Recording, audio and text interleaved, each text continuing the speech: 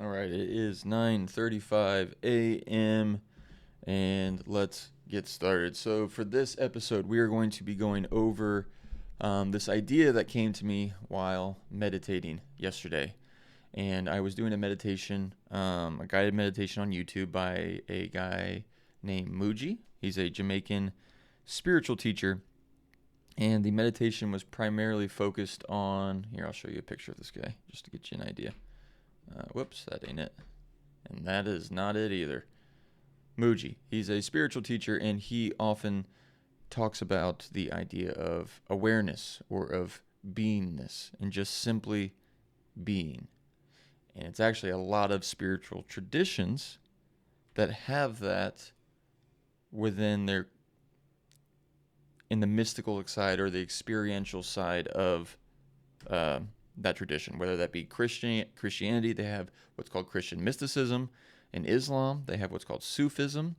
Buddhism, Taoism, Hinduism, all have this idea of beingness, of just, if you just sit and just be, and you can rest in that, you have this deep feeling of peace, of lightness, and like everything's okay. And just like it's this feeling of like the person that you are almost feels insignificant because you're connected to something much more magnificent, deeper, and much more you than this person with thoughts and beliefs ever could be.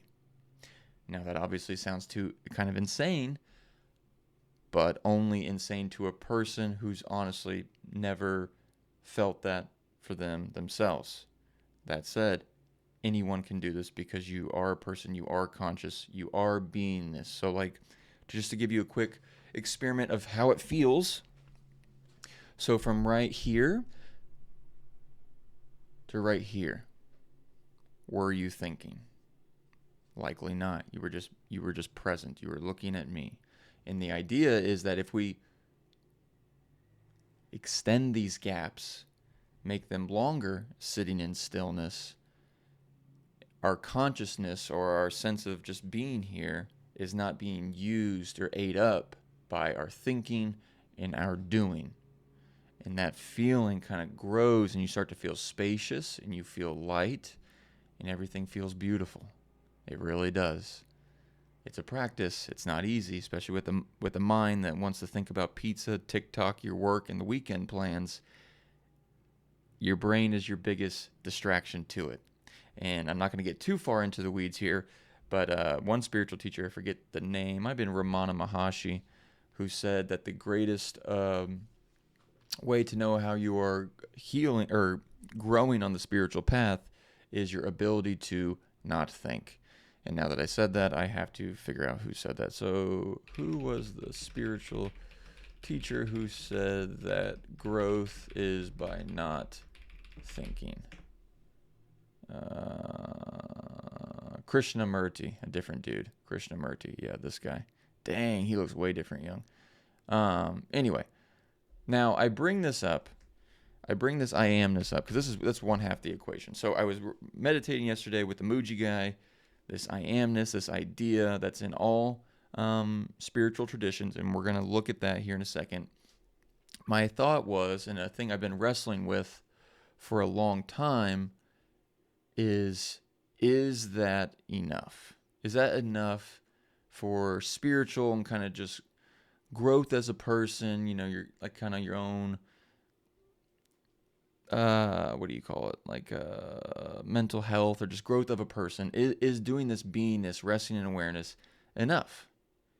Because then there's also the other side. There's more of the things of like practicing gratitude, of, you know, developing healthy relationships, having a sense of purpose, learning how to deal with anxiety, or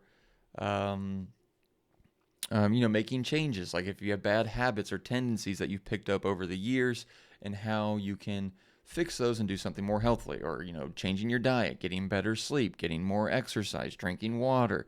Like there's a ton of different journaling. There's so much different shit you can do as a person, and those things are often discussed in mainstream kind of self-improvement, or those kinds of things, the things I just talked about. when I was meditating yesterday, I was wondering, is it just okay to do the I amness stuff? And to better explain this, I want to show you what I call the practice. So I have kind of developed a system, and we're going to go over these in much greater detail in a future episode. But this is my kind of Notion, just like a note-keeping app, and I have different categories. And to go over the categories quickly: mindfulness, meditation, being aware of your thoughts; hard stuff, dealing with anxiety and tough situations of life; contentment, how to be happy, how to be content with where you are in life by limiting your wants, focusing on having a purpose and meaning in life, doing things that make you feel good. And there's also connection. As humans, we need relationships. And then the next, perception. This is understanding that with our own unique brains, we have our own perception and viewpoint of the world, and we can, through practice, shape our own reality through change and knowing how our own kind of brains tick. And then we have the foundation stuff of, like, sleep, exercise, diet, kind of the biohacking type things. And then lastly, the category of spirituality. This idea of I amness, and going down to the weeds of that. So with these 7 categories, the reason why I ask the question, is the beingness practice, resting in awareness, enough, is because it does touch a lot of these categories on its own as a practice. Now, this is very advanced, and I realize that this video is more for me and where I'm at and what I'm thinking about. But to give you an idea of these 7 categories and how they can all relate to how they all touch the I amness. Well, before we do that, let me make a note real quick. Before we talk about how the 7 categories of life that I have that I play with, and how they all touch awareness, let's just kind of look at how this awareness idea is clearly not mine and is something across all spiritual traditions, just to show you that, because that's something that's not well known to most. So I asked this question of, can you explain how the amness, and how all major spiritual traditions, especially the mystical experiential ones, talk about just being, about resting in I am, and how it has this profound transformation of your sense of self. Can you just talk about all the different spiritual sectors of each tradition and what it's like when you rest in this idea? So the I am, or pure presence, is a shift from identifying as a person with a story to identifying as the space in which the story happens. Mystical traditions describe it as moving from the contents of consciousness to the container itself. So, for example, like a movie screen, if you're at the movie theater, there's events and things going on the screen, but we know the movie is not real, and that the only way to see the movie is the screen itself, in the same way that you can't be listening and seeing me right now unless you were first conscious. A book could not be read if there were not first pages. The words have to have something to be on the page. Music can't be heard unless there is silence. So this idea is that you rest in I amness is the deepest sense of who you are that is prior, or the backdrop, the screen, so to speak, of all experience, of thoughts, of emotions, of sense perceptions, taste, sight, smell, hearing, your memories. All of these things can only be felt or experienced because the container of consciousness that allows them to be there. That's the idea. And it's a huge shift in how you relate and feel to life. And it appears that this is the idea that has birthed many different religion. So let's look. The average person feels like a sudden unclamping. Instead of being a small, vulnerable ego or a person looking at the world, you feel like this vast, silent background in which the world is appearing. It's often described as a weightless sense of existence that doesn't require effort to maintain. Most people think I am requires a follow-up. Yeah, like I am hungry. I am a lawyer. I am stupid. I am anxious. All of these things is after the I am, because I am in itself is the container. Resting in the naked I am is considered the highest form of power because it's the only part of you that never changes, regardless of what's happening in life. Yeah, see, this is in Hinduism, it's called Atman, the witnessing consciousness. In Christian mysticism, it's called like the I am presence. There are people that have talked about that. In Christianity, Sufism, same deal. That's Islam, by the way. And even Judaism. I didn't know that. Very cool. Right. So this idea is in all traditions. And it touches also with the idea that we need to work on this person, this sense of self, this human being, and try to have a good life. We have to do different things. But I was wondering, do we? Because even with those 7 categories that I have, everything is already touched. So what I mean by that is, if you just sit as the I amness, as the presence, you are working on mindfulness. Here, let's look. So this is the category of mindfulness, of being aware of your thoughts, emotions, of whatever's going on. Now, if you are staying as the awareness, you have to be present. You have to be alert. And so you are working on mindfulness right there. Hard stuff.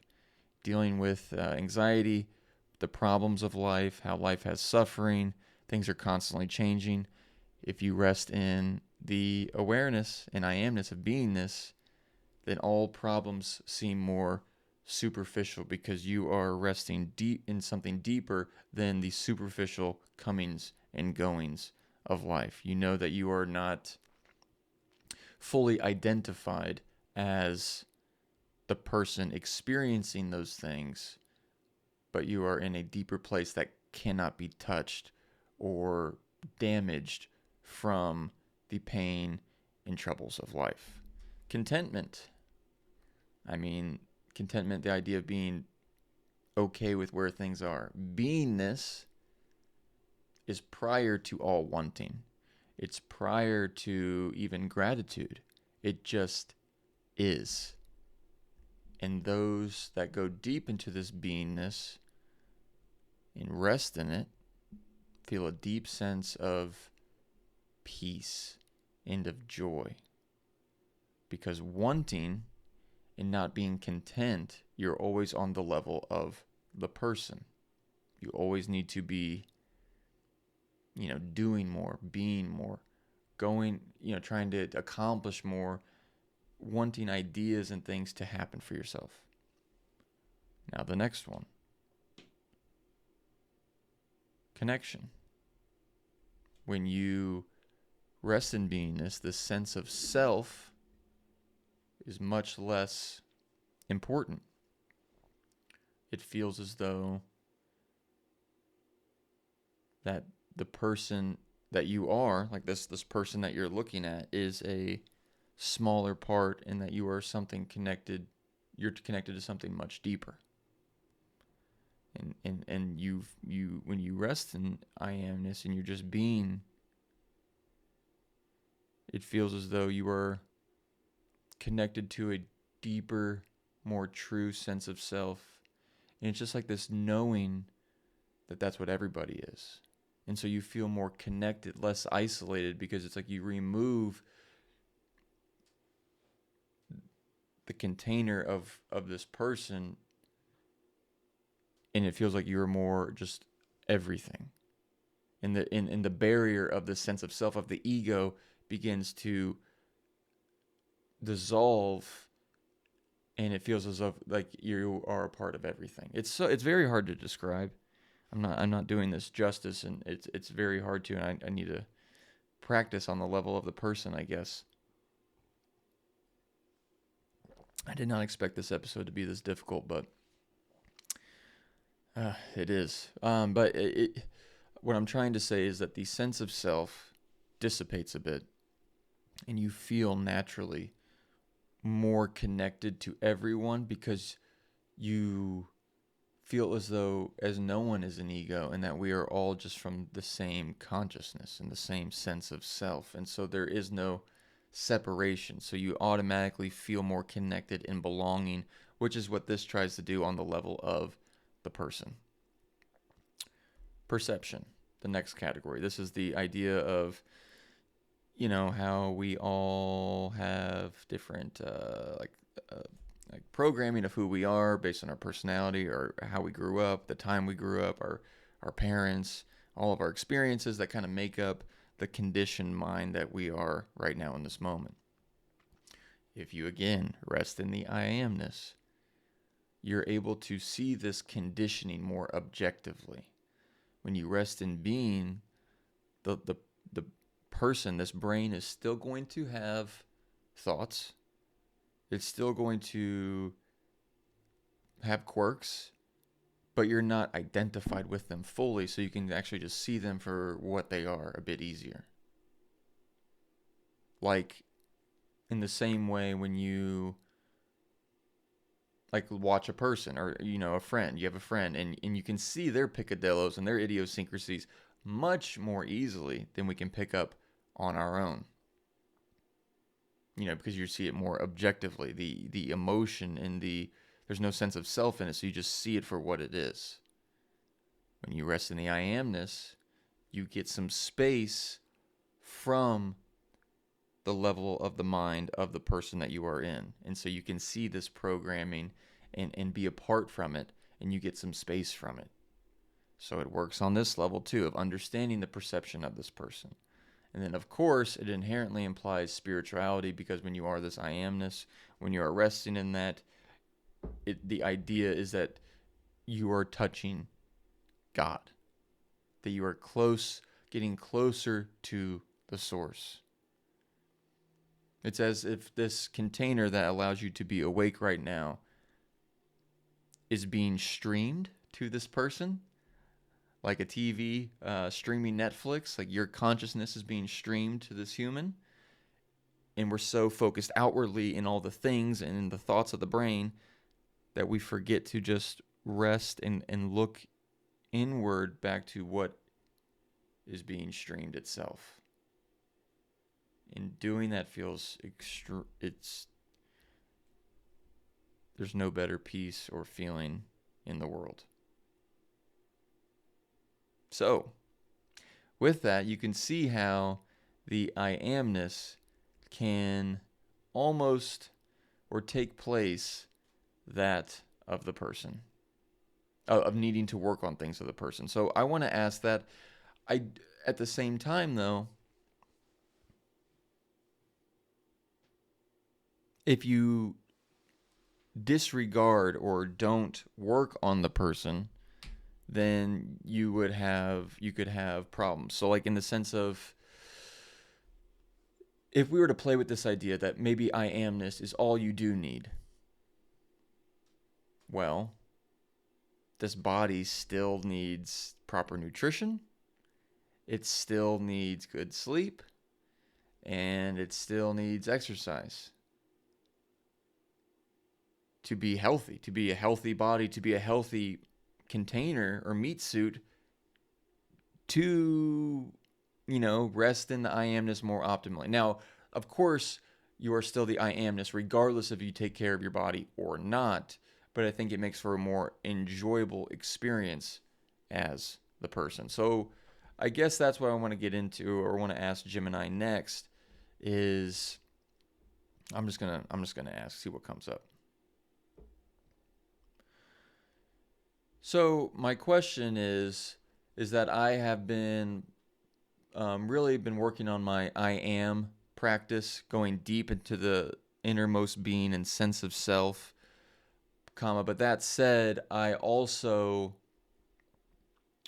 know that there is a degree of needing to work on the person, and that maybe the I amness of just being is, while it's complete to feel well, comma, to a certain degree, comma, you still need to exercise, you still need to eat well, you still need sleep. But then also, what about like gratitude or working on putting yourself through difficult situations, like David Goggins, to build resilience that is not worked on through the I amness? Or what about uh, relationships and working on social habits and belonging to a group of people, or even just all the different things that help a person feel complete, like having a sense of purpose, period. I guess I asked because I was thinking that maybe just resting in the I amness is enough, but at the same time, it does feel like you need to do certain things on the level of the person to make it feel good. So maybe it's like you have to nourish and water both. What do you think about this idea? And maybe there is a middle ground to it.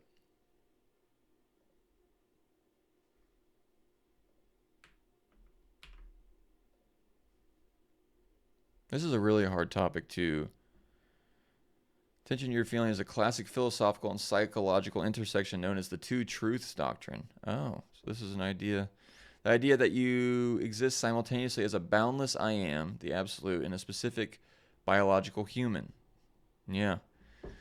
If the I am is the electricity that powers the house, the person is the wiring and the appliances. You can have infinite power, but if the wiring is frayed, like poor health, or the appliances are broken, like unresolved trauma that you haven't dealt with, the light won't shine through clearly. There's a well-documented psychological phenomenon where people use I am presence to avoid the hard work of the person, like fitness, therapy, or social skills, but research into contemplative science suggests that neglecting the person eventually creates a body-mind distress that pulls you out of presence. Why Goggins style resilience matters. For those who don't know, David Goggins, the badass Navy SEAL dude who does insane physical endurance tests and pretty much tries to break his body down to just try to get through it. Like, he literally tries to make himself suffer so that when his mind wants to quit, he can go beyond it. So in that way, he's going beyond his own mind and connecting to his own version of beingness. While the I am is inherently peaceful, the person is an evolutionary survival machine that requires stress to stay healthy. Hormones like BDNF for brain health and dopamine for motivation are triggered by the person doing hard things, which actually creates a more stable biological platform for deep meditation. Now, I've noticed that bigly in my own life. I can't believe I said bigly. Basically, where was I going to go with that? Yeah, so like if I, for instance, try to just do the I amness all by itself, it gets, for me, it loses its flavor, and I can't do it as well compared to like if I were to go outside in nature for a walk, or listen to some great music, or do a cold bath, or play basketball, or dance with my wife in the living room. Just doing different things on the level of the person that then can help me rest in beingness more easily. Because I've noticed for me that when I do like hard exercise, for instance, I'm way better at meditating. And I think it's in part because of the kind of neurochemical bubble bath that you create, like the dopamine and serotonin. Those can help increase your level of focus, and it releases stress, so that like stress heavy feeling is also off of you, so it is easier to rest in that I amness. Yeah, so I think I'm getting my answer. And I've looked at this shit before. It's just I go back and forth. It's almost like the ego gets excited thinking, ooh, maybe I can just do the I amness. But you are this person. The middle ground approach. Modern teachers like Ken Wilber, ooh, I haven't heard of him, suggest that waking up and growing up are two different lines of development. You can be a spiritual giant and a social or physical wreck. So the goal is non-dual living where you act as a person while resting as the presence. Yep. I need to look up that fella. I can look him up now. Ken Wilber. Some radical non-duality traditions argue that even the need to improve the person is just another thought appearing in the I am. Yes. Yet almost all long-term practitioners find that the person functions better as a servant to the presence rather than being ignored entirely. Right. And like I said, let me look up Ken Wilber first. Who is this fella? Whoa. Sorry. He kind of scared me for a second. Oh, he's from Oklahoma City. All right. Huh. What is his theory?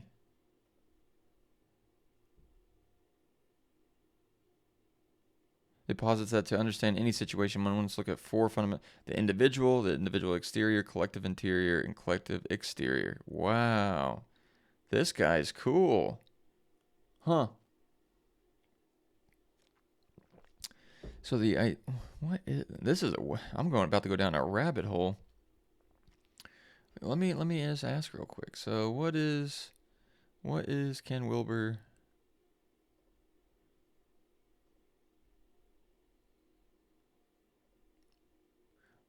What is Ken Wilber's theories and what is he known for?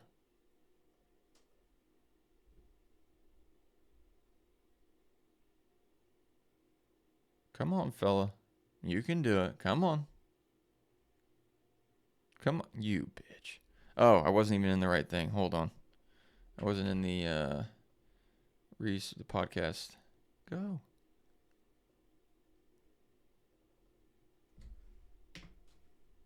Having technical difficulties.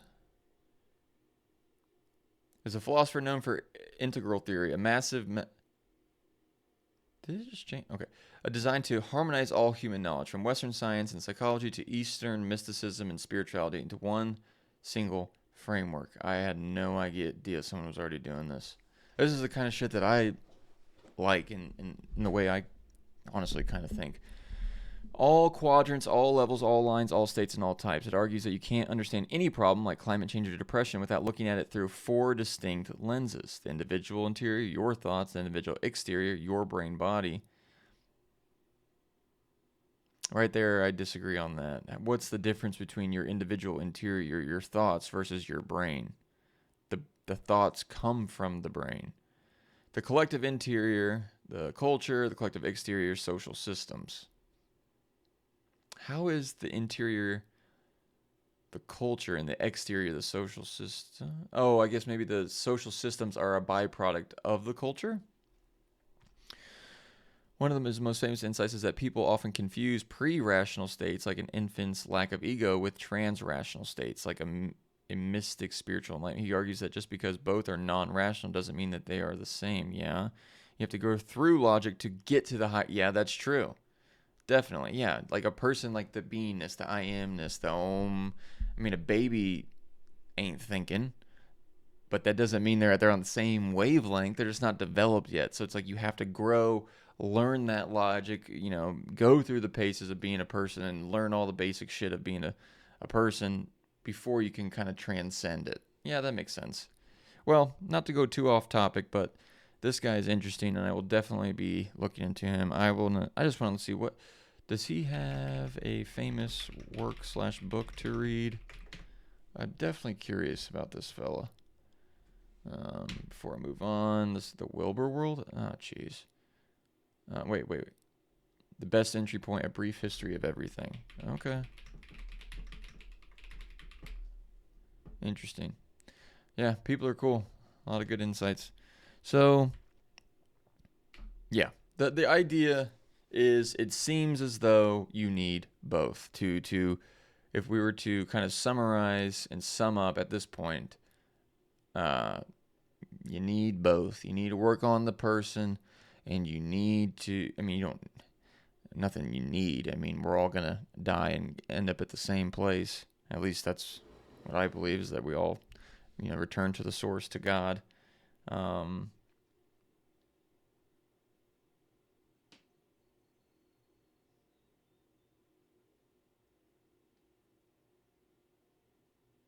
sorry. Um, yeah, so so you need both. You need both aspects to handle the person. And I've written on that because I've revisited this. It's interesting how I have thought of these exact things multiple times, and yet of like, should it just be I am? Should it just be the person? Does it need both? And I've done this exercise, and for some reason I feel like I need to come back to it. And maybe it's because I just question myself. You just want to double check and just see. You forget, you have doubts. But to be quite honest, that's kind of the heart of my personal practice. Let me pull this up. So here. Yeah, so in my Notion, my notes, I have this idea of practice rooted in presence. So the practice is built on the fundamental insight: you are not your thoughts. This was helped generated by AI, which I know this is lame, but I like to just kind of get my ideas out there, or think and then I have it write for me sometimes, at least for this one. The idea being that you are the I amness, as the person, the watcher, the pure presence, and that is connected, that is touching God. And so if you were to keep going back, not just the I amness within this person, but if you were to keep going back to the source of that, you would be touching what some call the infinite ground, or God, or absolute awareness. Yikes. And then the person, this is what we were talking about, where exercise, diet, sleep, gratitude, doing all the different things, that's on the level of the person. That's the meat suit. And then the next level is the ego. That is when you identify and you think that all you are is this person. It's the false identification with the person's activities and experience. And this is where most suffering comes from. Because if you think that all you are is this human being, it's a pretty scary existence. If this is all there is, and just this form, like, well, this sucks because it's gonna end. Shit's gonna fall apart. You either retire, you get old, you lose your job, you get sick and die. Something like that's gonna happen, where that world you are inhabiting and everyone you love is gonna decay and fall apart. And I know that sounds like, oh, geez, why are you talking about that? Oh my God. But that is the truth. And if that's all there is, it kind of sets you up for a miserable existence, in my opinion. And when you have a deeper sense of self, or a spirituality that you subscribe to, in this case, this I amness, which you can access without any religion or any religion, because they all have sectors or divisions that have this kind of experiential type of practice. And that's what draws me to this, because it's not something to necessarily just believe. It's not just like, here's a group of thoughts that we have all written down, and if you want to be in our little group, memorize these thoughts. While that may work for some, and I'm not bashing or dismissing or criticizing those that do, for me, it makes more sense to have something experiential, something that you can know for yourself. In the same way, Eckhart Tolle, another spiritual teacher, uses this analogy. It's like, For certain religions, you can talk about God until you're blue in the face. In the same way, you can talk about honey, or like the sweet taste of like honey. You can look at it, you can see it, you can study it, you can know everything there is to know about it, but it's different than actually experiencing the taste of it. Do you really know honey until you've tasted it? That's the idea. In the same way, do you really know God if you haven't experienced it first for yourself? And that's the beauty of this I am presence practice, is because you can experience it yourself. Now that said, if you only rest in that, if you were like a monk or a hermit, and you're able to just stay in this beingness and not do anything else, then you're neglecting the person. You're neglecting this mind and body meat suit, whatever you want to call it, that is natural and that you need to care for. Because if you didn't have this person, you wouldn't have your antenna, you wouldn't have this brain, this body to be able to stream the awareness that is. So they need each other. And I guess I keep coming back to it. I forget, maybe it's my ego or the thoughts that like run with, maybe this new idea, and it tries to have something new to go to, but it's both. Here's what makes this model honest rather than escapist. You cannot just be awareness without the hardware of the person, right? The form is what makes the I am sense possible in the first place. Awareness, and then awareness needs the vehicle. The person needs a deeper self to anchor to. They are not opposites, they need each other. And so the practice is always twofold. You are not just this person with its thoughts and worries and the endless objects of life and the temporary change of things passing through, but you also cannot neglect the person in favor of some purely But you also cannot neglect the person in favor of some purely spiritual existence, right? You need both. Right. So there you have it. I've kind of answered my own question and what I was asking earlier today, and I feel like I'm kind of starting to talk in circles, but there we go.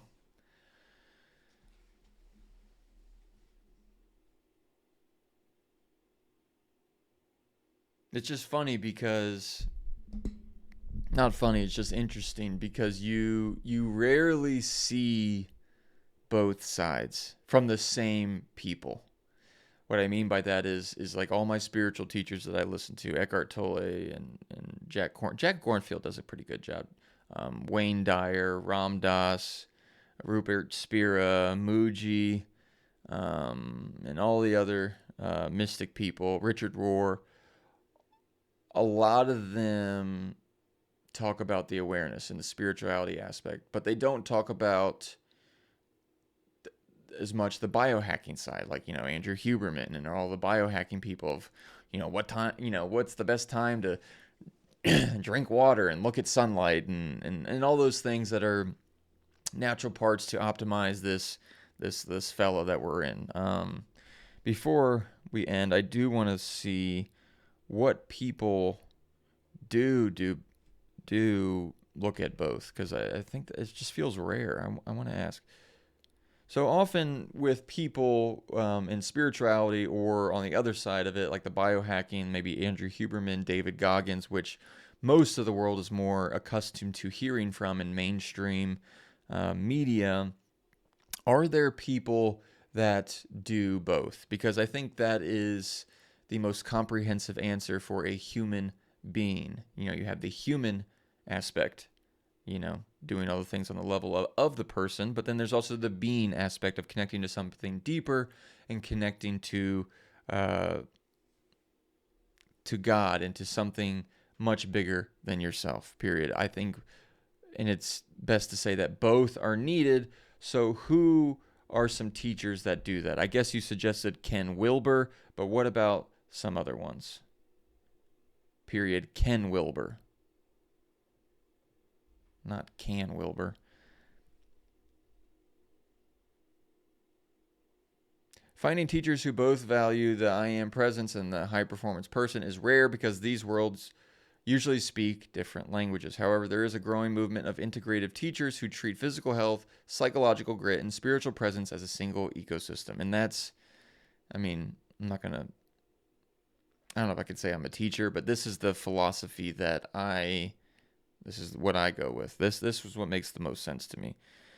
David Asprey, while known for butter coffee and red light therapy, Asprey frequently speaks about spiritual biohacking. He argues that using tech to calm the nervous system is the fastest shortcut to reaching deep meditative states of I am. Oh, that's interesting.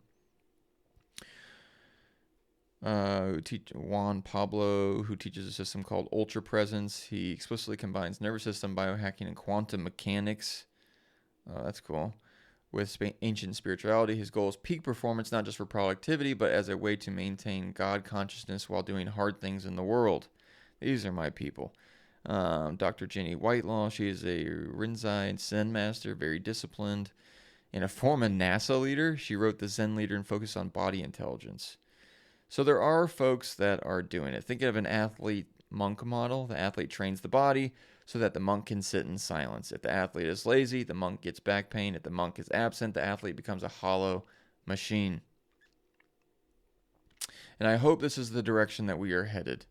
I think so often as people with our ideas, we get tunnel vision. We see one thing and we run with it, not incorporating or looking at the bigger, more holistic picture. And that's, I think of two things. I think of the middle way in Buddhism, where you have, extremes, and it's usually somewhere in the middle. That's the best approach. And then I think of like medicine, where in Western medicine, you go to see a brain doctor, you see a liver doctor, you see the heart doctor, and they'll treat the symptoms of that particular part. But what's really the best approach is holistic, of looking at the entire person, and rather than just pigeonholing a set of symptoms from one part, because they don't work in isolation. And if anything, that is another part of nature that nature exemplifies that, is that nothing is in isolation. Nothing is just by itself. It's all connected in some form or fashion. Cool. All right. Well, gotta do both.